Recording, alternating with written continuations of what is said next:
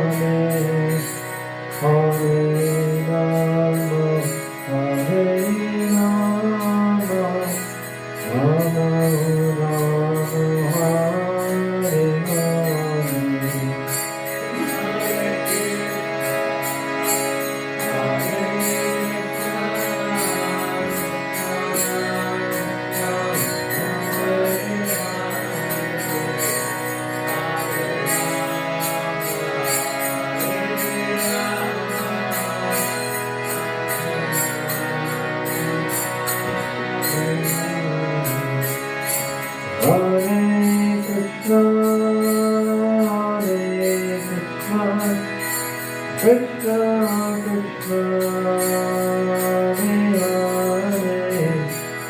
Hare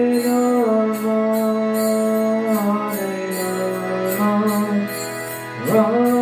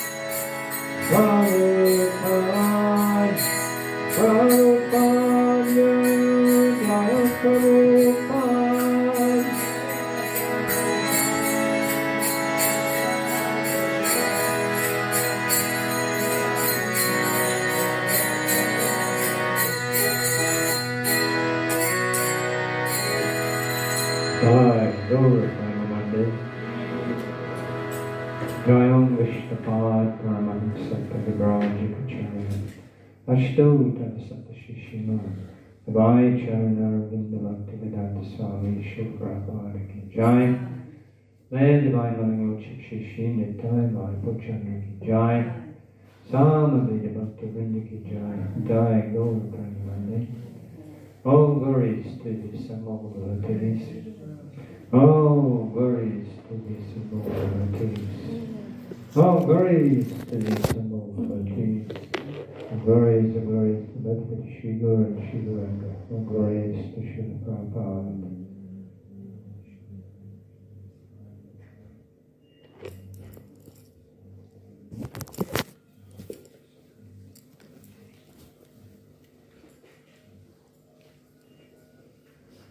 Jaya Jaya Shri Chaitanya Jaya Nityananda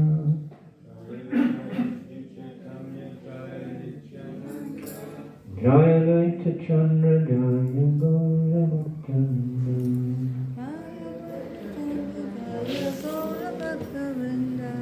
Jaya Jaya Shri Chaitanya Jaya Nityananda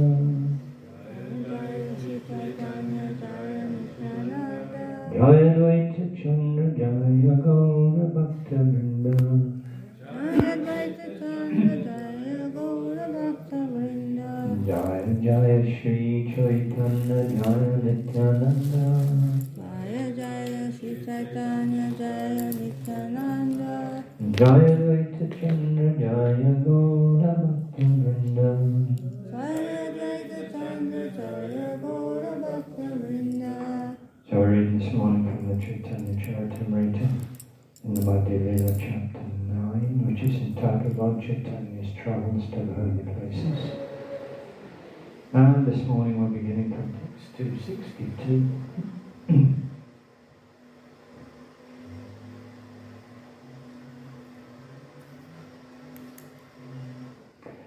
Evam Vratasva Priyanama Kritya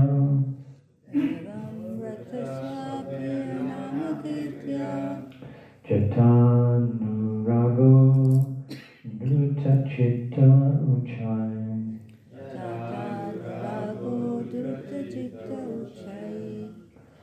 Astyata Roditi Roti Gayata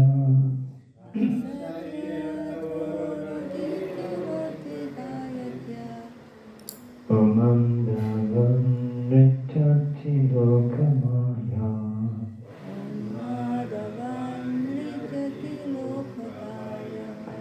Evam vrata swapriyanama kritya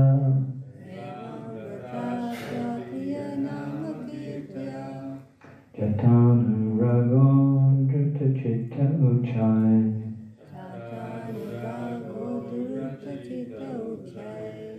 Astadhyatu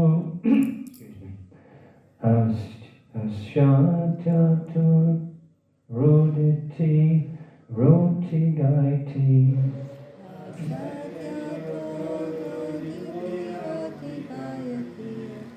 Omadyavan Nityati Lokabhya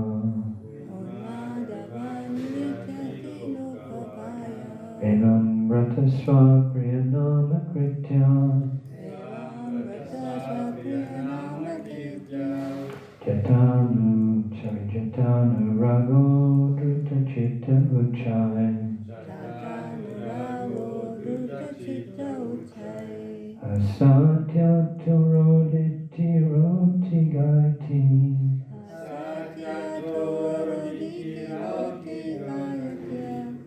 Omandavan Nityati Lokabhya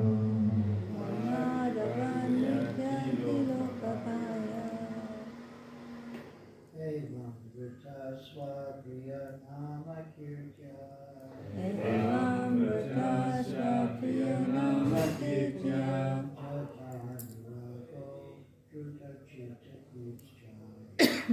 Jatanurago Druta Chitta Uchai Asatyato Roditi Roti Gayat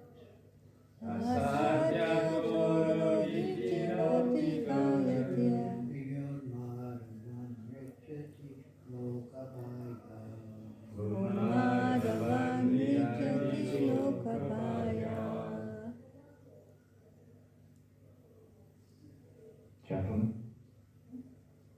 Evam Vrataha Swapriya Nama Kirtya Evam Vrtasvapriya Nama Kirtya Jatanurago Druta Chitta Uchaha Jatanurago Druta Chitta Uchai Asatyato Roditi Roti Gayati Asatyato Roditi Roti Gayati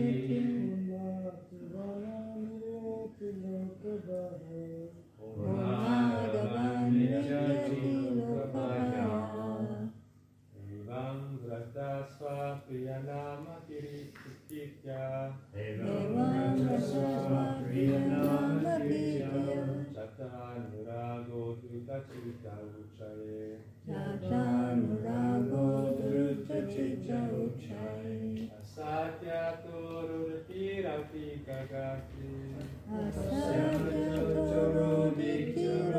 Gayati Umadhavan Nityati Lokabhaya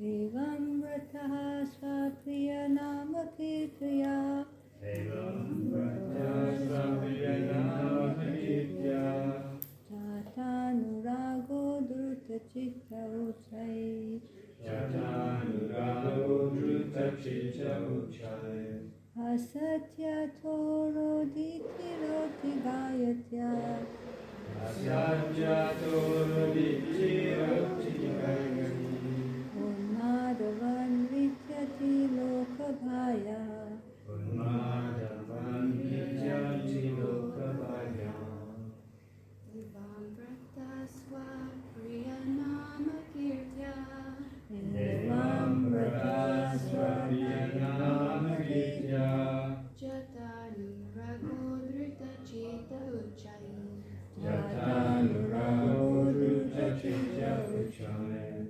Asatyato Roditi Roti Gayati Asatyato Roditi Roti Gayati Unmadhavan Riyati Lokabhaya Umadhavan Nityati Lokabhaya Evam Vrataha. When one thus engaged in a vow, let's take it piece by piece. When one thus engaged engages in a vow to chant and dance. In a vow to chant and dance. Swa, Om. Priya, Priya. very dear. Very dear. Nama, Nama. holy name. Holy name. Kirtya, Kirtya. by chanting. By chanting. Jata, Jata. in this way develops. In this way develops. Anuragaha, Anuraga. attachment. Attachment. Druta chittaha, Drita chittaha. very eagerly. Very eagerly. Uchai, Uchai. loudly. Loudly. Asati, Asati. laughs. Laughs. Ato, Amato. also. Also. Roditi, Muriti. cries. Cries. Rauti, Rati. becomes agitated. Gayati, Kayati. chants. Chants. Umadavat, Umadavat. like a madman. Nityati, dances. Lokabaya, Lokabaya. such it should be Lokabaya, Lokabaya. without caring for outsiders. Without caring for outsiders. Translation. Srila Prabhupada. When a person is actually advanced and takes pleasure in chanting the holy name of the Lord, who is very dear to him, he is agitated and loudly chants the holy name. He also laughs, cries, becomes agitated, and chants just like a madman, not caring for outsiders. Please repeat. When a person is actually advanced, When a person is actually advanced takes pleasure in chanting the holy name of the Lord, and takes pleasure in chanting the holy names of the Lord, who is very dear to him, who is very dear to him, he is agitated he is agitated and loudly chants the holy name. and loudly chants the holy name. He also laughs, He also laughs, cries, cries, becomes agitated, becomes agitated, and chants just like a madman, and chants just like a madman, not caring for outsiders. not caring for outsiders. The purport is only one line. This verse is a quotation of Srimad Bhagavatam 11:240. Om Jnana Timirandasya Jnananjana Shalakaya Chakshunanmilitam Yena Tasmai Shri Gurave Namaha Shri Chaitanya Manovistam Stapitam Yena Bhutale Swayam Rupa Kadamayam Tadati Swapadantikam Vanchakalpataribhascha Kripa Sindhu Vairacha Patitanam Pavanihyo Vaishnavebhyo Namo Namaha Jai Sri Krishna Chaitanya Prabhu Nityananda Shri Advaita Gadadhara Shivasadi Gaura Bhattavrinda Hare Krishna, Krishna Krishna, Hare Hare, Hare Rama,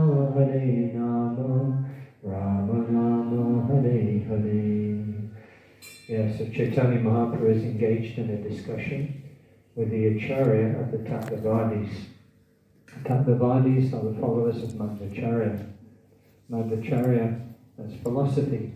His philosophy is Vad, his Vada, his Tattva. Yeah, simple presentation. Actually can be understood as arguments from a realistic or a realist viewpoint. When you see pictures of Madhvacharya, you always see this. Two fingers like this, because his philosophy is Dvaita, the emphasis on the difference between the living entity and the Supreme Lord. Actually, as we're studying, we could say that his dualism identifies 5 discriminations or 5 distinctions. It's called the Pancha Veda. Veda, because Veda also comes in our philosophy. We have Veda, Aveda. That's our philosophy. His Veda is very distinctive and like that. 5-fold distinctions.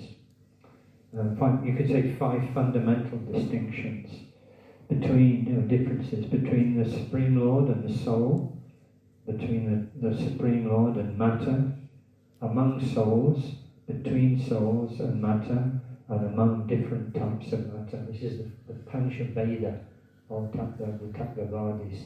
Now Mahaprabhu was travelling in South India and obviously most of the time chanting and dancing. And whenever he came to the temple, he would dance like a madman, just like the verse is telling us. And then sometimes he would meet different kinds of followers of different philosophies. You've been hearing about that. So now he met with the Tattva-vadis. And the Tattva-vadis are very close to us actually, because that's also our sampradaya. The Dvaitism is very, very important. The distinction between the Supreme Lord and the living entity, very, very important. This is why you see that Madhya Ch is holding two fingers. Dvaitism, emphasis on the difference. But it's not complete actually, because there's also a oneness. So therefore our philosophy is Achinta Veda Veda Tattva. Achinta because it's inconceivable. It's inconceivable that everything in creation is simultaneously one and different from Krishna. It's inconceivable. Nevertheless, that is our philosophy. So they stop at a certain point.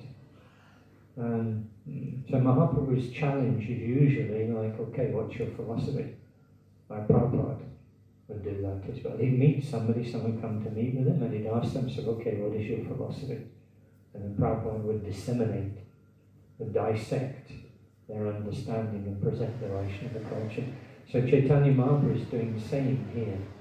What is your philosophy? So he quotes something, you know, just like he asked Ramananda Roy, you quote some verse from the scripture which explains the goal of life.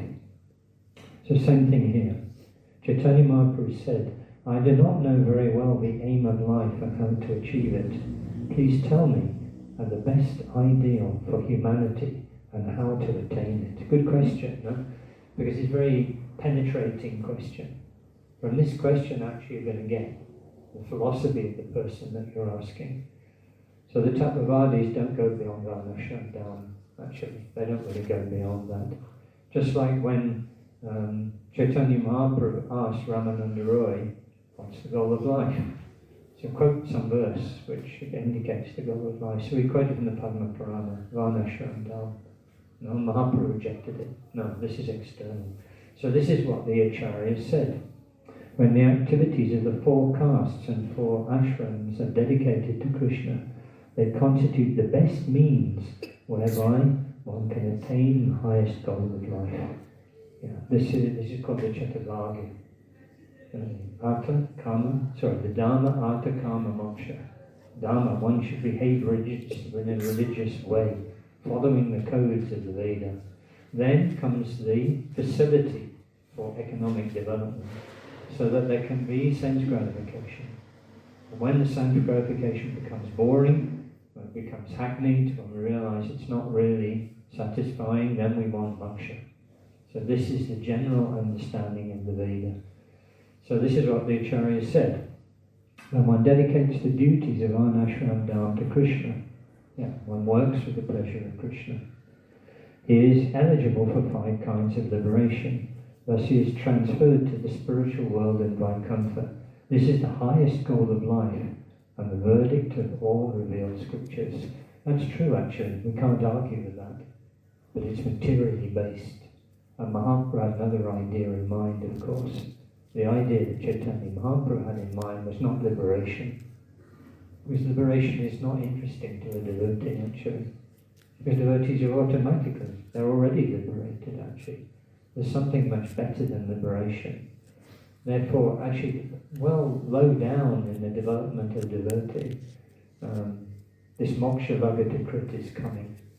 You know, one of the symptoms of Bhagavata is moksha lagatakrit, that the devotee is not interested in moksha because it pales into insignificance compared with the ocean of devotional service. So from this point, this is the general understanding of the Veda. But Mahaprabhu responded with something else. Mahaprabhu said, according to the verdict of the Shastras, the process of hearing and chanting is the best means to attain loving service to Krishna. That is actually the highest goal of life, not liberation through Varnashram Dharma, attaining loving devotional service to Krishna.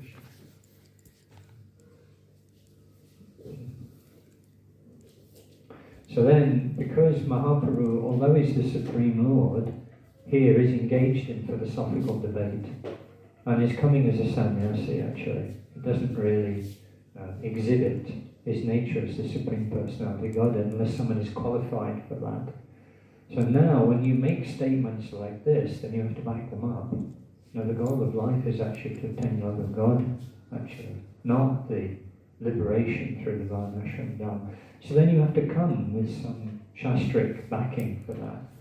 So then Mahaprabhu quoted these two famous verses. When Prahlad Maharaj is asked by his father, what is the best of the knowledge that you've heard from your teachers?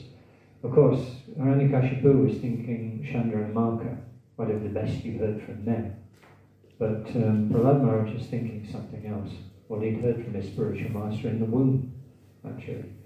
It's kind of like a bit shocking to Hiranyakashipu. So this is what he said.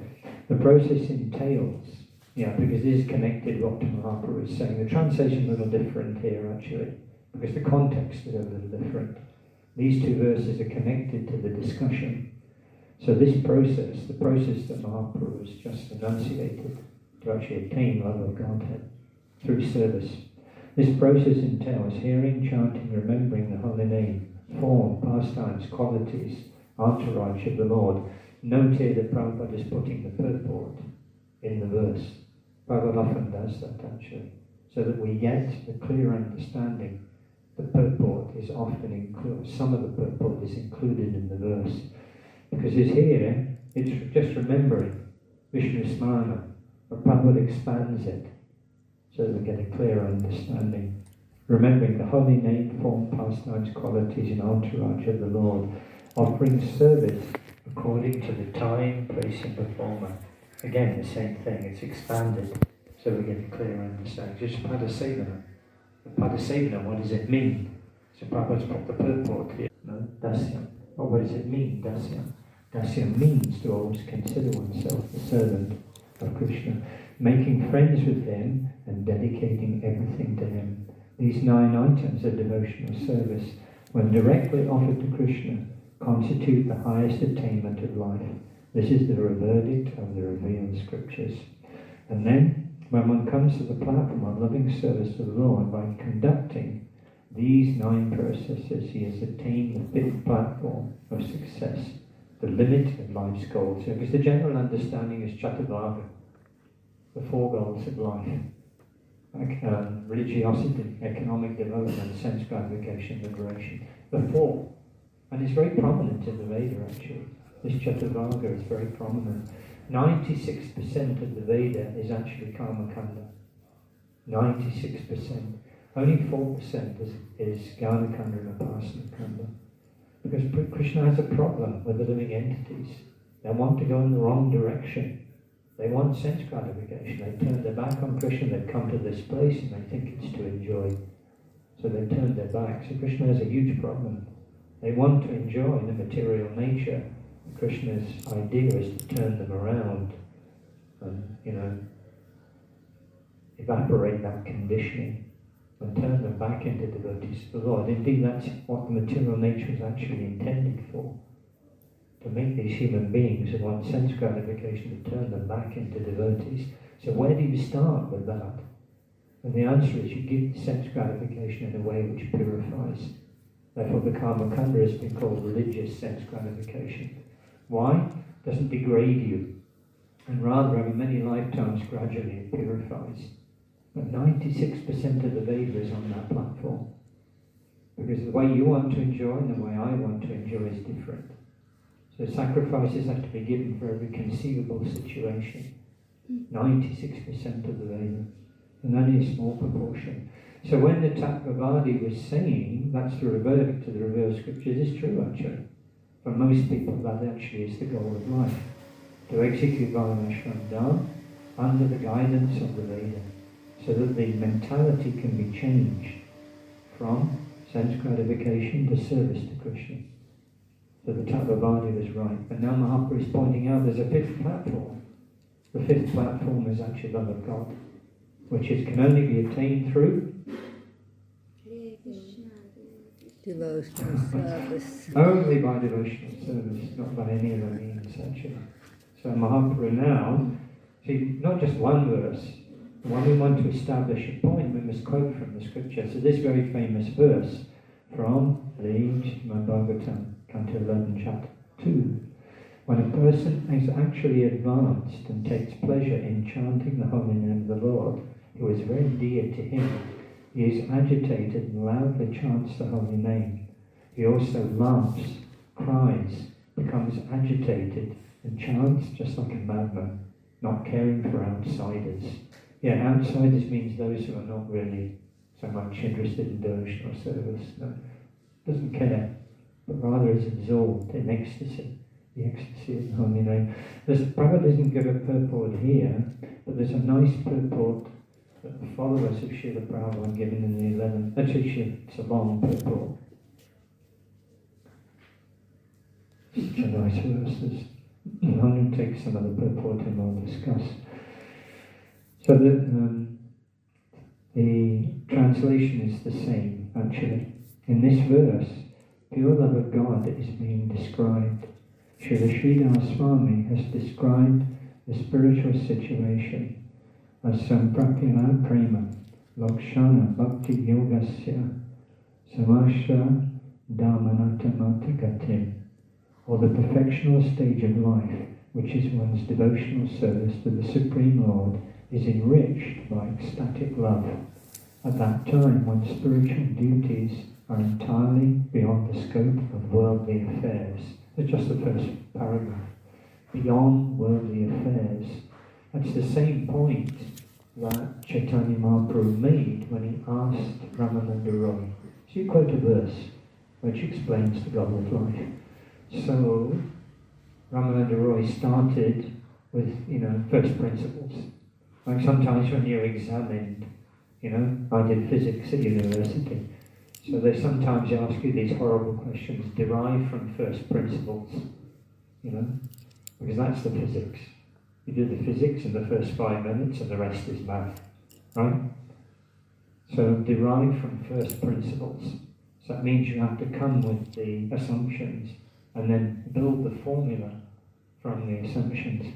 So this is what you could say that Ramananda Roy, being asked this question by Sri Chaitanya, went to first principles.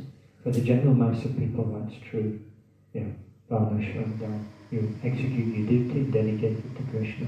But then, of course, Mahaprabhu rejected that because it's based on material considerations. Your Varnashram, your Varna and your Ashram. That is a material platform, actually. So then, of course, the discussion went much further. But the discussion ended in the same place. Mahaprabhu rejected a couple of other things as well, and then, what was it he rejected? Yad karoshi yarashnosi yad jahosi vidasi yad. Whatever you do that as an offering unto me. Mahaprabhu rejected that. Then, Jnana Mishra Bhakti.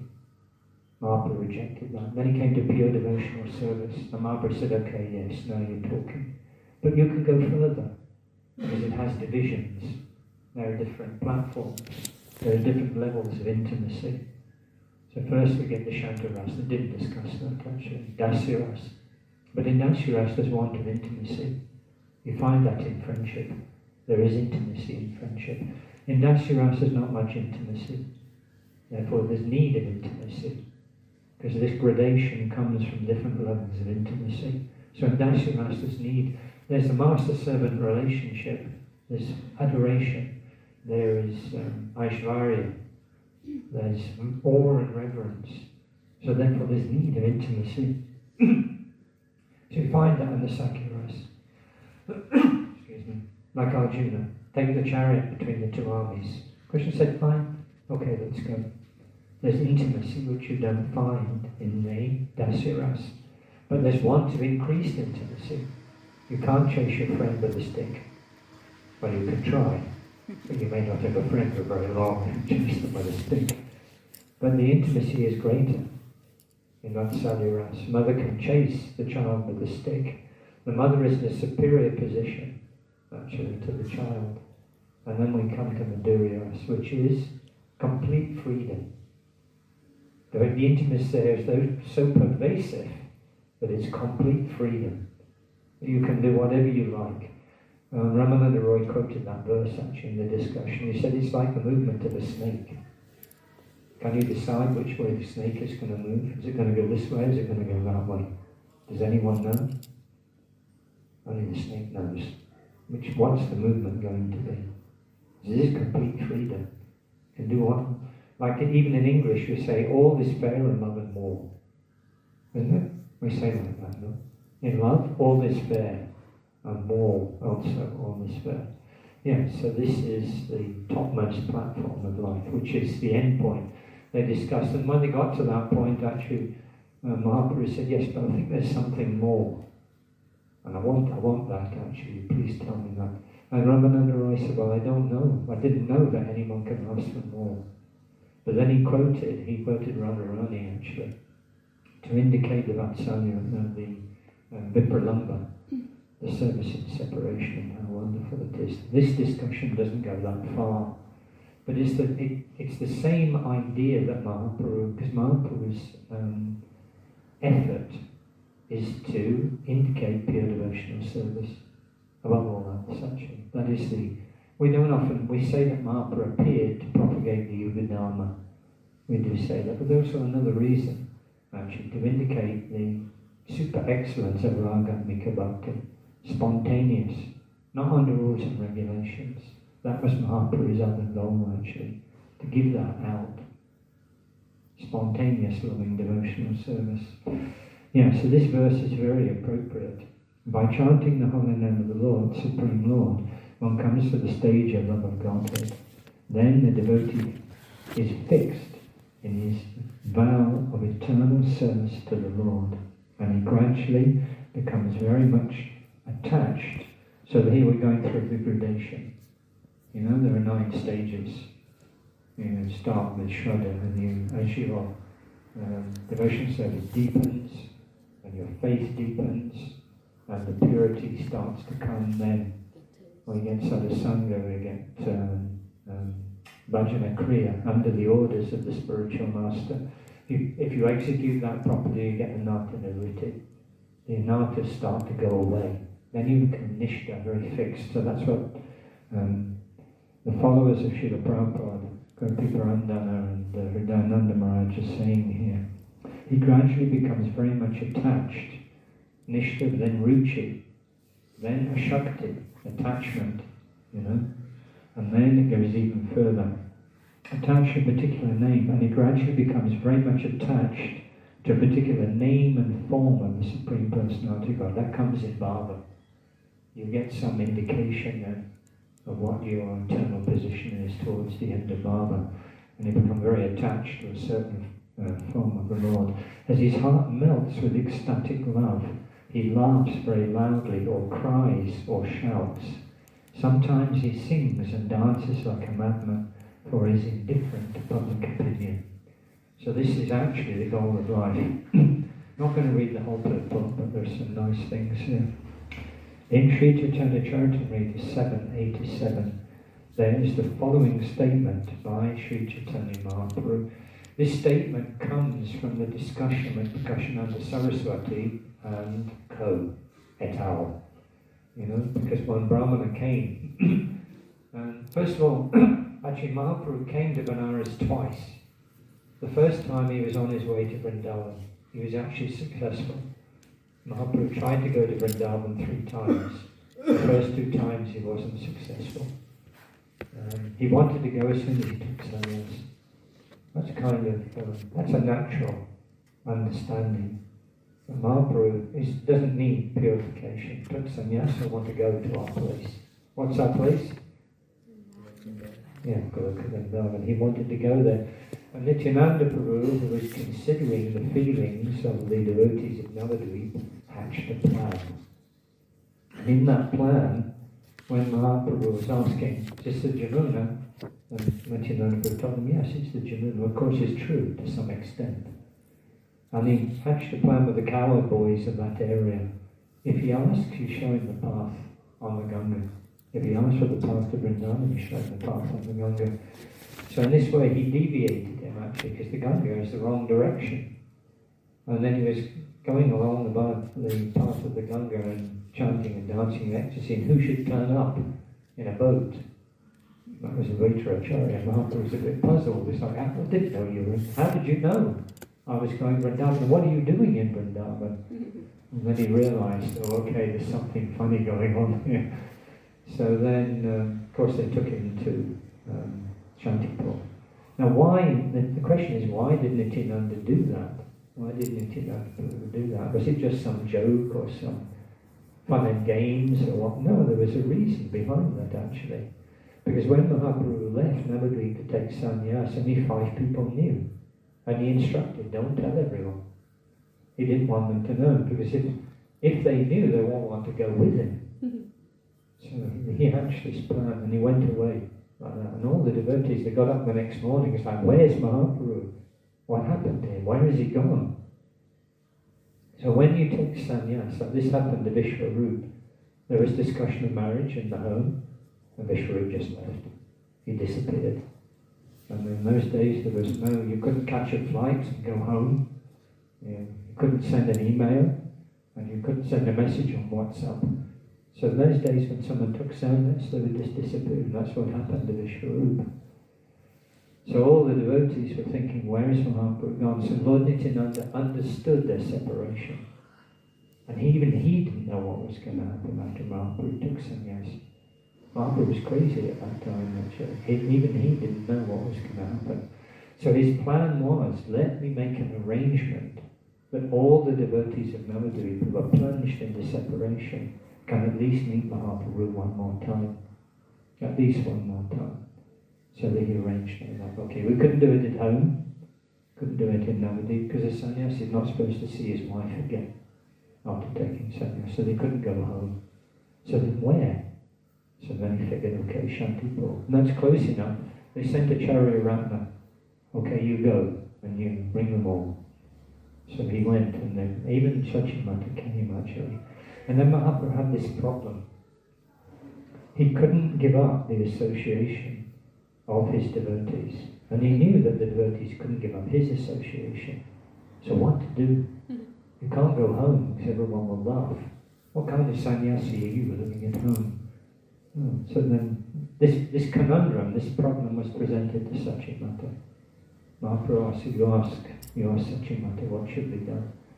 So in Sachimata, under the Lord's arrangement, and she said, okay, you go to the Jagannath Puri. Because she said there are like 2 rooms in the same house, which is true from one point of view actually. The devotees should not go to Jagannath Puri. Why? Take association of Lord Jagannath. And the devotees of Jagannath come to bathe in the Ganga in Navadvip. So in this way there's a content exchange. And she felt, this way I can get news of Mahaprabhu. And of course it's also a transcendental arrangement in another way. Because as Srila Prabhupada points out, Mahaprabhu is Radharani in separation. And Lord Jagannath is? In separation. Krishna in separation, yeah. Because the confidential reason for Mahaprabhu's appearance, it said that he had desires of his own. Krishna had desires of his own. He wanted to experience a position. Because when you're the object, you can't understand the position of the subject. It's like you may have a friend and you ask the friend, why do you like me so much? You know, I'm not very likable actually. Why do you like me so much? And the friend may say, yeah, I like you because of this, that and the other. It's hard to understand actually. You can ask your wife, why do you love me so much? I don't know if my wife loves me so much, you can ask her. But you can ask like that, why do you love me so much? You know, it's hard to understand if you're the object of the love. But if you're the subject, then you can understand very well. So this was Krishna's idea.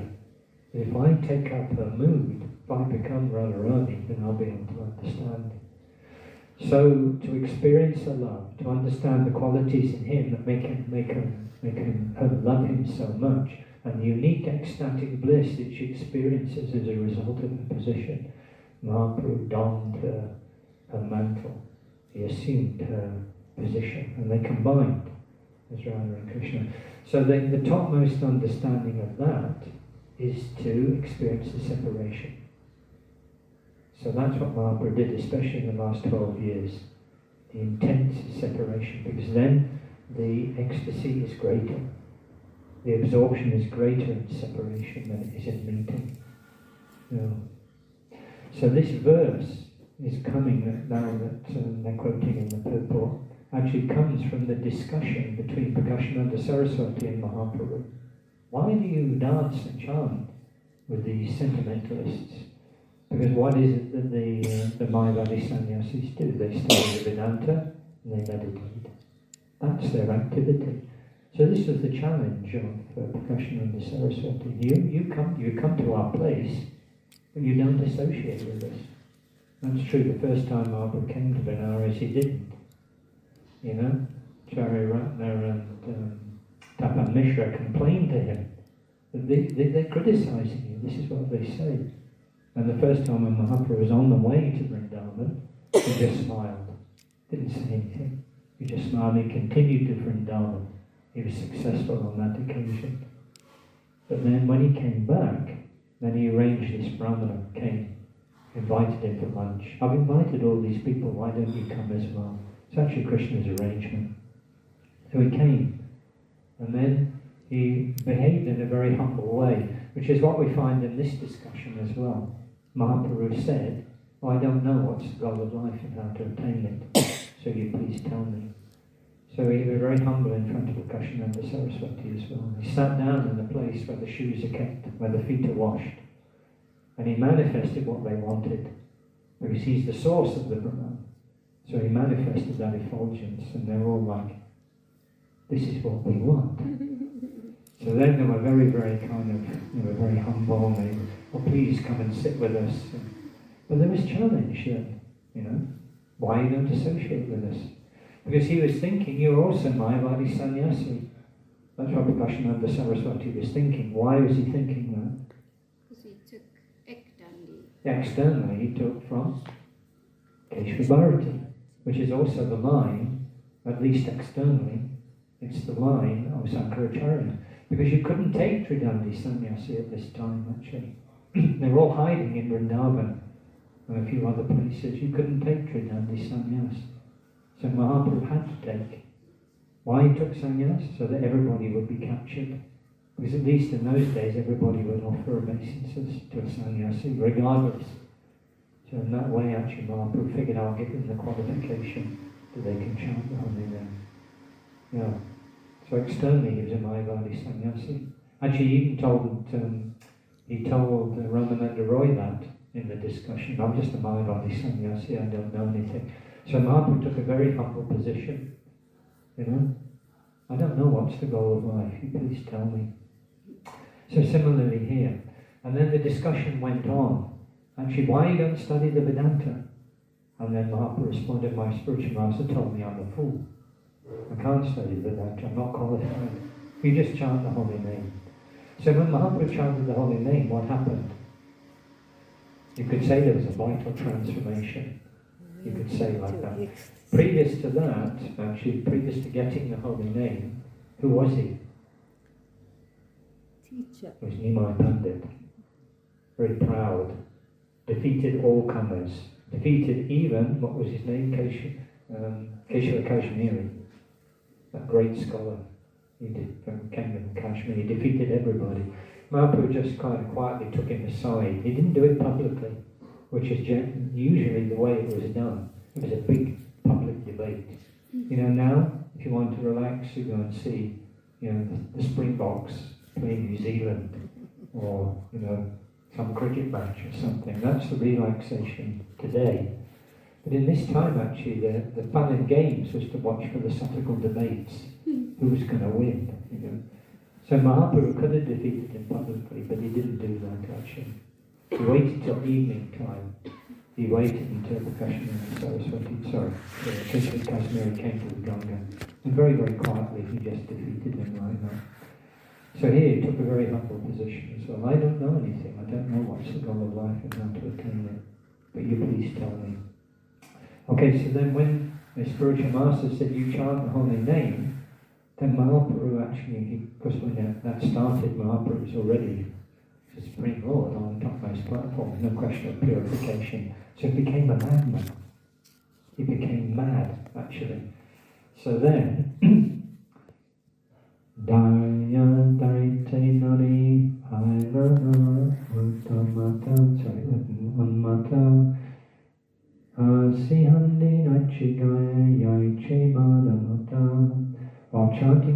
name of the Lord in pure ecstasy. I love myself, and thus I laugh, cry, dance, sing, just like a madman.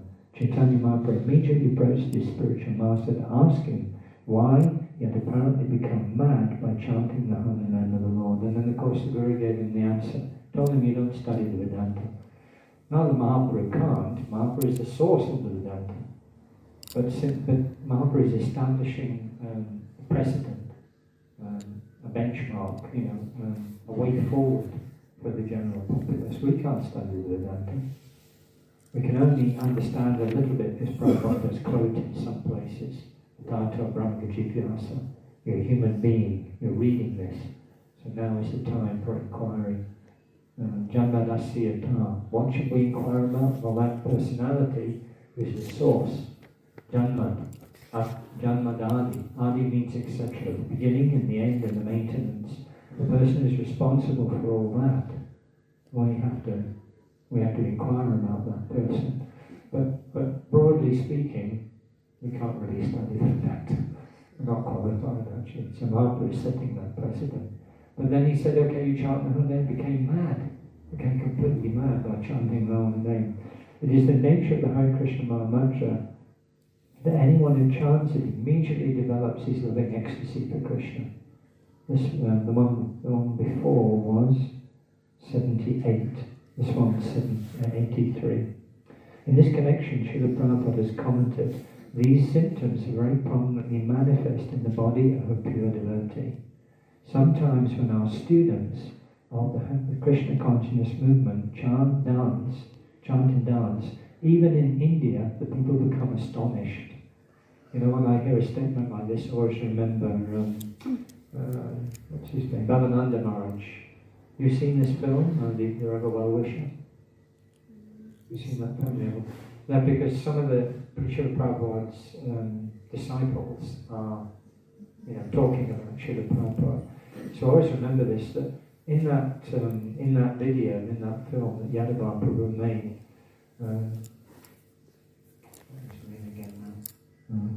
Bhavananda Maharaj is saying that we went to India with Srila Prabhupada, and Srila Prabhupada was saying, you'll become like dancing white elephants. Dancing white elephants, yeah. Because Prabhupada, that is how Prabhupada romanced the Indian people. Prabhupada struggled for 40 years to establish his movement in India without success. One disciple, when he established the legal devotee, just one disciple. Of course, that was Krishna's arrangement. Because Bhakti Devi himself says, I'm going overseas. So Prabhupada then wanted to establish the movement in India again. So he went with these dancing white elephants. And the Indian people were astonished seeing that. They would dance and chant in ecstasy. And the Indian people were thinking, wow. So, but Bhavananda Maharaj is saying that it was our great pleasure to be Srila Prabhupada's dancing white elephants. That was the perfection of our lives. That's what he was saying. These foreigners had learned to chant and dance in this ecstatic fashion. I always remember when I first joined, actually, we used to have 2-hour kirtans after the class on Sunday morning. Actually, sometimes the class wouldn't even start. You have the kirtan after the darshan. The kirtan would just go, and then forget about class. And Kali Pali, I don't know if you know this devotee, left his body now, Kali Pali Prabhu. I was fortunate to get his association a lot at the moment. He used to do cartwheels in the kirtan. If you ask His Grace, many of you probably remember these kinds of ecstatic kirtans that we used to literally do cartwheels in the kirtan. Sri Ram Swami used to say, this is the safest place. It's the safest place when you're just in the kirtan. And everyone would break a sweat. Everyone's clothes would be sopping wet after this kirtan.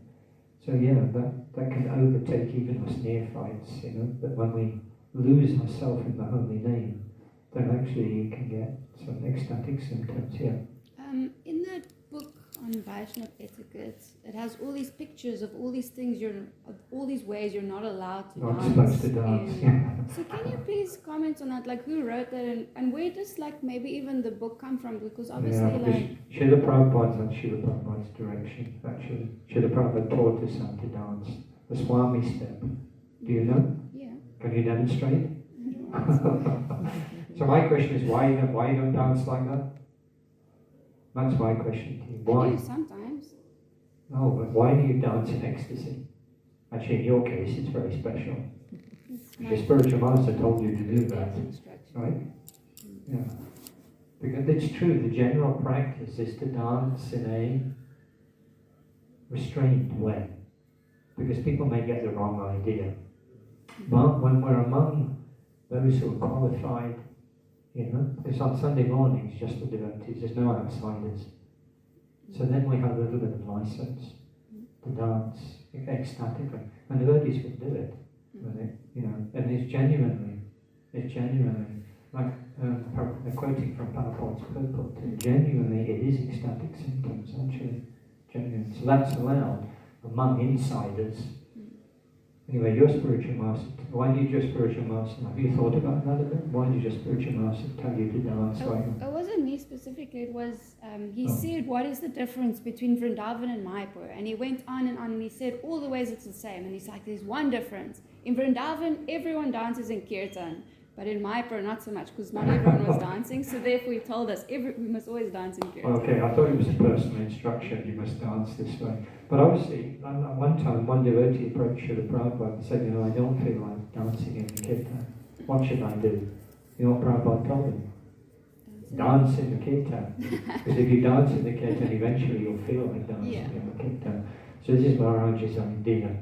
You dance so nicely that seeing you started off, what happens to all the girls? No, they don't even need me, they just go for it.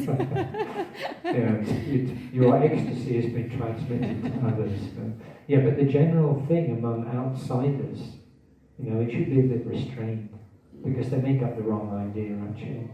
So we should dance, up and down before the deity. But then even, sometimes we just lose it. The ecstasy comes and we just lose it. And if you watch His Grace Madhya Ch, the Kirtan or Jyoti Mayapur, they just lose it, they go for it.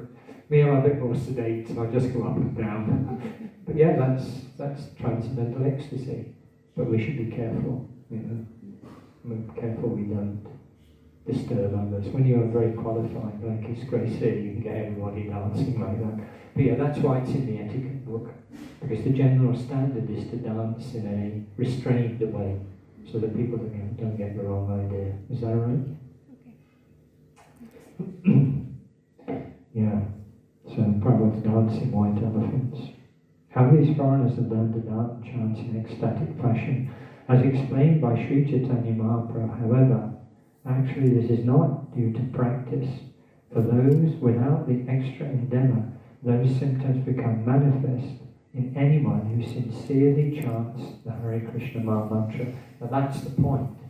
You don't have to artificially do it, but by chanting the holy name of the Lord, actually the ecstasy. If we forget, we just let go. We let the holy name carry us, then the ecstasy will come. So that's what happened to Mahaprabhu. And he told the spiritual master, what have you done to me? What kind of mantra have you given me? So this is, Mahaprabhu is describing the goal of life. This is actually the goal of life, not some liberation in Vaikuntha. Devotees are not interested in that, actually. Why? Why devotees are not interested? Why not? Come on, some of you study Bhakti Shastra, you should know these things. Why not? Why are we interested? Why is it a symptom of, it's a symptom of Bhava Bhakti. There are 6 symptoms of pure devotional service, right? Come on, this is first chapter. Right? One of them is Moksha Ravadikra. Why devotees are not interested in liberation? I just want the association. Yeah, selfish. And? Yes, and also it is insignificant. It's absolutely insignificant to a devotee, and we see that here. The ecstatic symptoms are being described. It is insignificant. Not interested in that. You're already liberated, actually. What do you need liberation for? You're already liberated. That's especially true in our movement. Normally to enter Krishna's pastimes, what have you got to do? Leave your body. Leave the body. But actually, in order to be part of Mahaprabhu's ecstatic Sankirtan Leela. We don't even have to leave our body. We're already part of that actually. Prabhupada points that out when discussing the Chaitanya tree. He said one very heavy branch of the Chaitanya tree is ISKCON.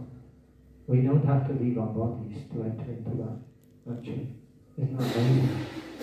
That's Chaitanya Mahaprabhu's incredible gift to us actually. Yes, for a devotee, it's completely insignificant. Not Srila, not interested in liberation. Yeah. Srila, this is such a wonderful purport actually. When I read it yesterday, I thought, we've got to share some of these things. Srila Bhaktivinoda, they're quoting from Srila Prabhupada here to support this point. Bhaktivedanta and Adridananda Maharaj, especially, these are the two translators. Srila Bhaktivinoda Saraswati has warned us in this regard. You see, this is going to what you were saying now, what's in the etiquette book. You see this a lot in Mayapur. I didn't spend so much time in Vrindavan, but you see this a lot in Mayapur. And somebody will come before the deity and they roll around on the ground and all these kinds of things.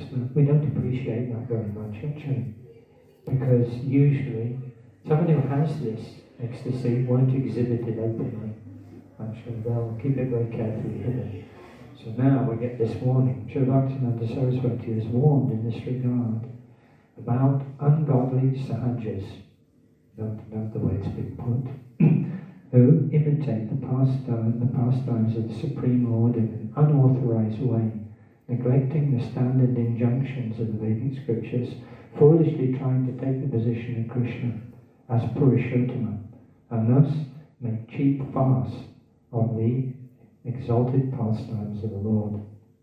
Their so-called ecstatic symptoms like crying, shivering, falling on the ground are not to be confused with the large features of devotional service described by Sridhar Swami as Sampratya Prema, Lokashana Bhakti Yoga. Srila Prabhupada comments in this regard, one who has attained the Bhava stage is no longer under the clutches of the illusory energy. Simply, Krishnadas Kaviraj Swami states, Panchama Purushata Premananda.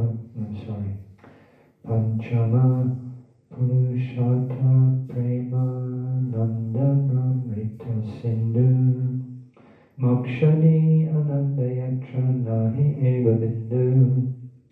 For a devotee who has actually developed bhava, love of God, the pleasure derived from dharma, artha, karma and moksha appears like a drop in the presence of the sea.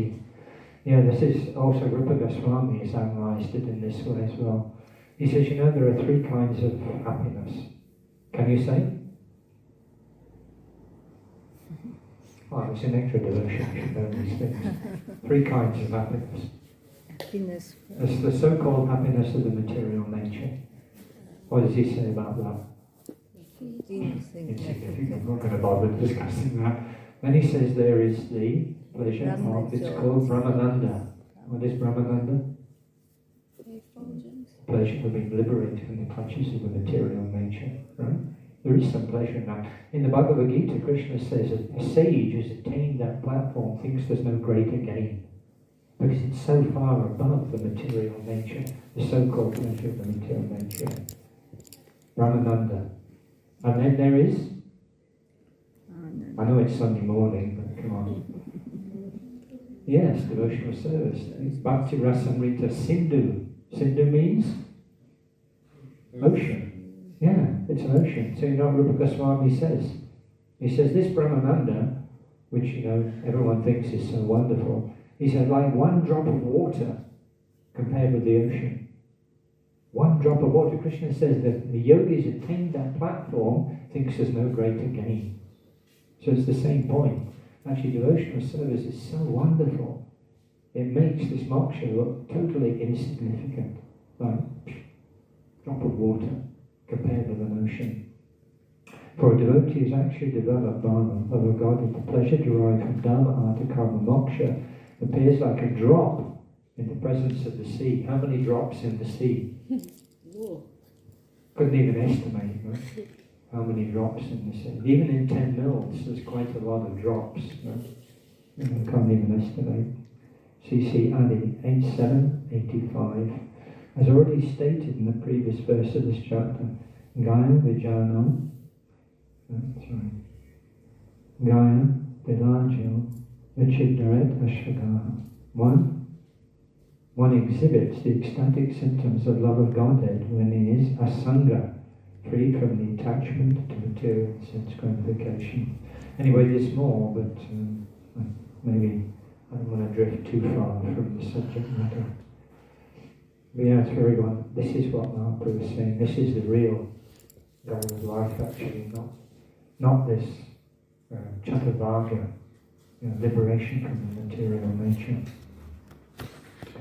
So Prabhupada's quoting that verse. When the verse is actually, when the person is actually advanced and takes pleasure in chanting the holy name of the Lord, who is very dear to him. Because what do we say in the morning? We recite the 10 offences, and what do we say?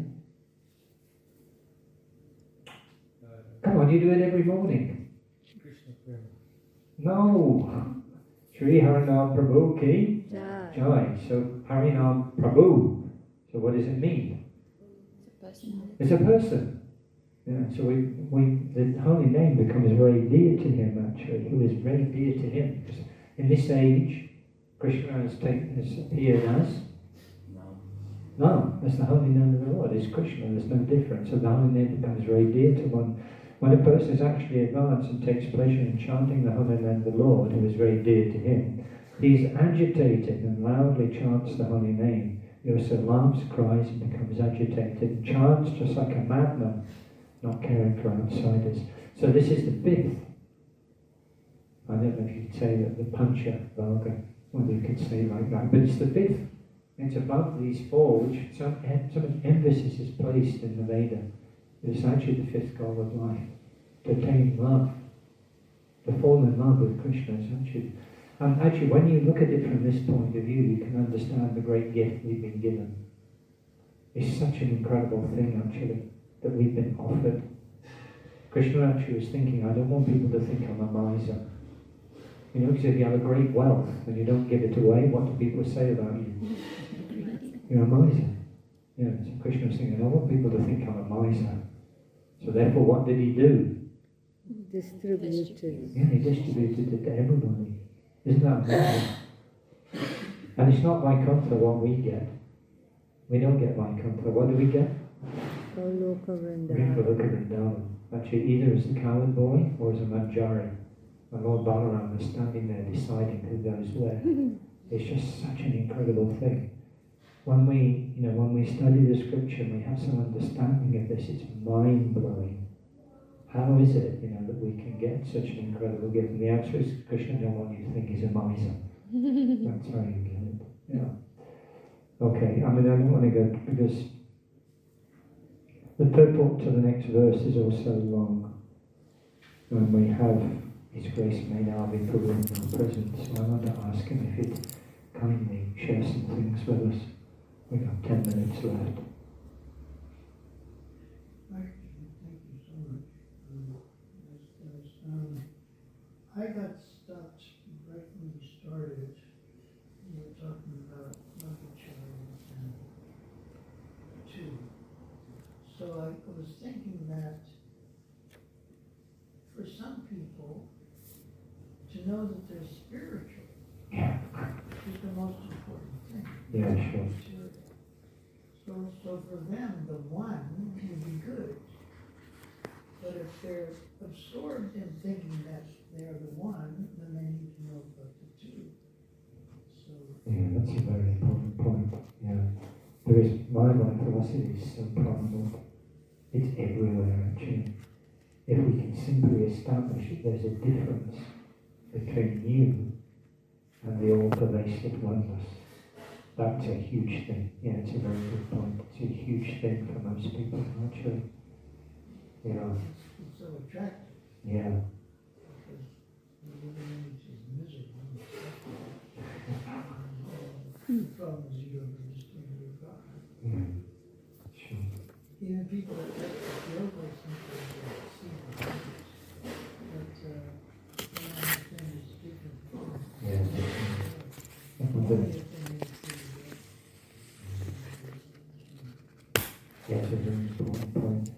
This is why, because when we were discussing this, actually, I sent to the devotees a summary of different philosophies. Because, we have to understand what is our philosophy and how it differs from others, how it differs from Sankaracharya, how Ramanujacharya introduced a personal God again. Okay, it's one, but it's also this qualification, the Vishishtadvaita. Right? So we gave the summaries, and I sent them to the teacher, and he put it on the group for the devotees. What is the philosophy of Sankaracharya? What is the philosophy of Ramanujacharya? What's the philosophy of Madhvacharya? And what's our philosophy? Because we need, Prabhu is raising such an important point actually, that we need to be able to change the mindset of your average everyday person, who mostly think, mostly because people don't even think about it, but when they do think about it, mostly they think, yeah, I'm God. I'm part of this oneness, and therefore and of course it's backed up now by so many others. So we have to know where people are at and understand their philosophy so that we can introduce our idea. What's the simplest way of countering my life philosophy? I'm God, you're God, everybody's God. What's the simplest way? Sorry? There must be a creator.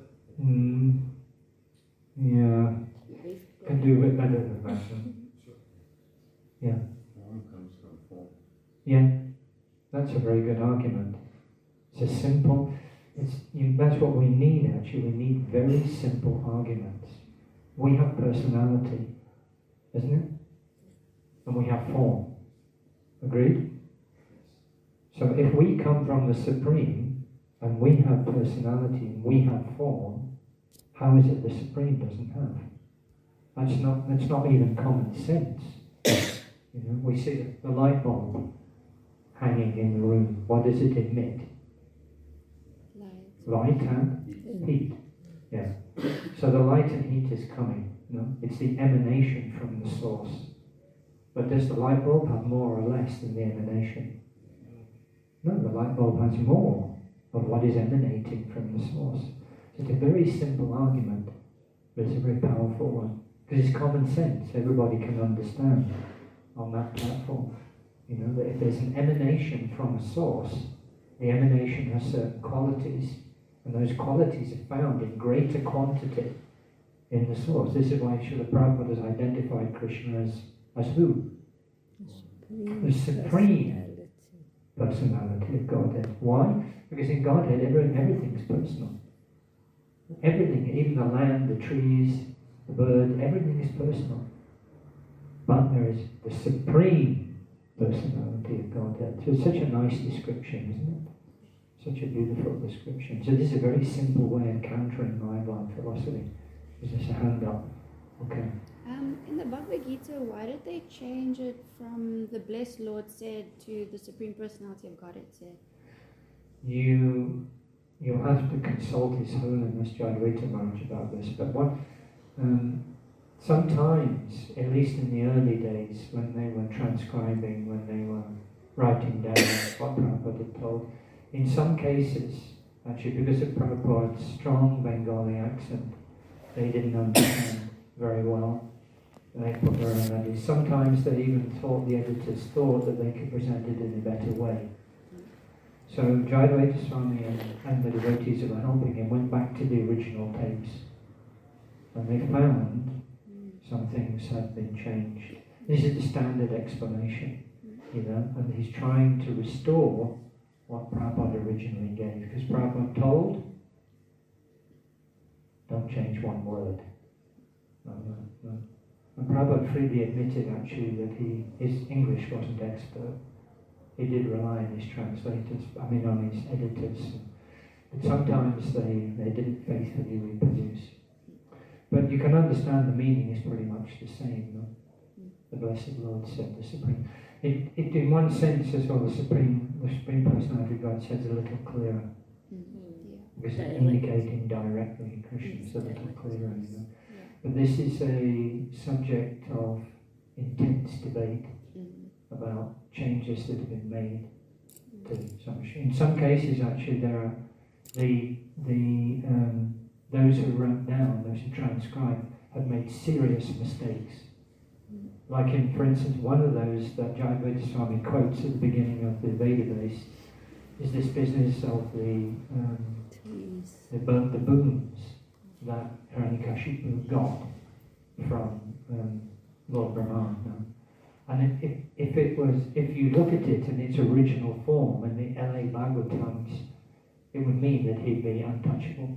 There is a mistake actually, a philosophical, substantive mistake, so that had to be corrected. There are those things, and that's the fault of those who wrote down. That's not Srila Prabhupada. So there is some argument for changes, but now it's come to the point where, it needs to be frozen. It's kind of come to that point. I think the GBCs are busy with that discussion as we speak. Yeah. But in this case, I think that one is I think that particular one that you're quoting is actually those who are writing down have made that mistake. Anyway, this is as far as I go. We have an expert on this subject with us now. You can ask him for his take on what you just said. In fact, I'm going to ask him. Can you respond to? Yeah,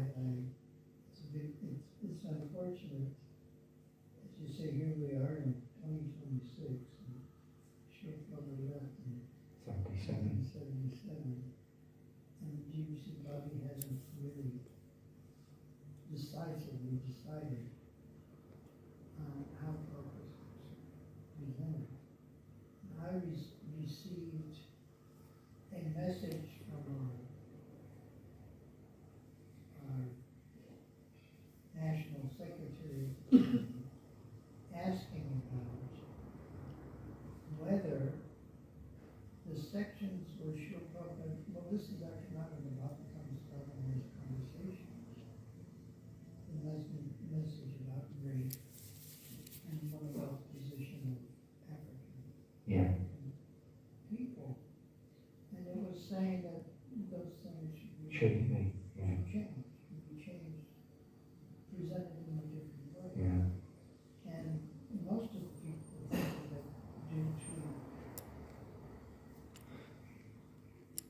PR, Yeah. that they should change. But I mean, they weren't really meant to be fully. No. Especially conversations. Yeah. No. They shouldn't have been fully released. But anyway, they were. Anyone getting off the track. Yeah, I know what you're saying. So, but that Arsha for yoga idea is that one shouldn't change all of those words. Yeah. As you're pointing out, sometimes the words weren't understood properly. Yeah. And then there's different understandings that Prabhupada was just translating. He wanted to get the books out. He didn't really care. But that's false. That's not true. As false as can be. Yeah, that's not true. He was so concerned about like every painting. They wanted to change the paintings, and Prabhupada was furious. Mm. He was furious, and they did change it. Mm. And he made so many corrections. So it's like you're leaning on the one side where Prabhupada is doing his job. On the other side. So many people that feel like he basically tried to wipe out the effects of one particular text. Mm. Actually, of course, he was his holiness previously, now he's Harikesh Prabhu. Harikesh Maharaj was telling, they have this Remembering Prabhupada series of interviews they did Remembering Prabhupada. This one really sticks in my mind about how carefully Srila Prabhupada chose his words.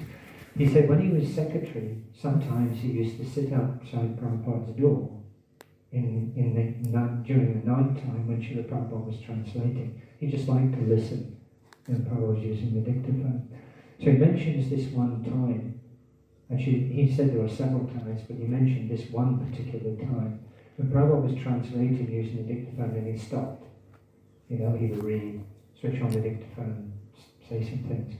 So he said this, he remembered this one time, he was sitting outside Srila Prabhupada's door. Prabhupada was translating, commenting fluently. And then he stopped. And there was a gap of about 15 or 20 seconds. Prabhupada switched on the translator and said one word and switched it off again. Another gap, and then he would. So Maharaj was saying that he learned from this how carefully, that he stopped and thought for 15, 20 seconds and said one word into the dictaphone and then continued. So he was saying from this he understood that Srila Prabhupada chose his words very, very carefully. I mean, I'm trained in old-fashioned English. My English teacher was in her 60s, I think, when she was teaching us. I'm taught in old-fashioned English, not American English, please forgive me, no. Old-fashioned English. But I'll tell you that the way Srila Prabhupada uses English is completely masterful. If you look at the way Prabhupada uses words, almost in every case, when Prabhupada uses words, it's the first understanding of the explanation given in the dictionary. The first use of the word. No? So yeah, I'm like one with you, that Prabhupada didn't rush, but rather he chose his words very, very carefully. Yeah. So now I have this dichotomy. Actually, you could say that the seeds of ISKCON's destruction are probably sown. Some seeds have to be sown so that eventually ISKCON disappears from this planet. So maybe it's something like that. No? But yeah, it's a contentious subject right now. There's part of the language of Srila Prabhupada control. And he requests Brahmananda to bring the galley proofs of the Bhagavad Gita and teachings of Lord Chaitanya. I don't know that much about printing, but the galley proofs is the last stage. Yeah, it's the last stage, yeah. The last stage. So there's two books. Brahmananda was just there over the weekend. And Prabhupada went through the Bhagavad Gita and teachings of Lord Chaitanya. And then when Brahmananda was returning, he asked Brahmananda to go into his cupboard and give him his manuscript to the second and third canto. So this is 1969 or something. Prabhupada had already done the second and third canto, but it took, third canto part 1 was coming out in April. Yeah, sure. 74. Yeah. So Prabhupada was very concerned about everything. And people just said, well, he just did the translation. No, it's so terrible thing to say, actually. Yeah. Terrible thing to say. Yeah, it's a very important point, yeah. And then other people were saying, and even Prabhupada mentioned Brahmanas once, the ownership of it. So we're still all kind of trapped. And I've been kind of going on the seminar that Radhika Raman gave in Silicon Valley. It's called Bhagavad Gita as a Blog. And then his statement really was that he felt that the Gita's ability to change people into pure devotees is not going to change through all of this. Yeah. And then Rameshwar Maharaj mentioned, as he said, that they should seal the books. Yeah. Freeze The them. changes are still going. Yeah, but, yeah, That was his recommendation. It's still happening. yeah, It's good. yeah, sure. Anyway, from this we can understand that we have to be very careful to take Prabhupada as he gave himself, not change it. Okay, we should probably stop because I'm sure everyone wants breakfast, right? Nothing else? Okay, Srila Prabhupada ki jai, Sri Chaitanya Charitamrita ki jai, Jai Devakam Mochi Shri Shri Jai Bhai Prachandra ki jai, Sama Bhakti Bhakti ki jai.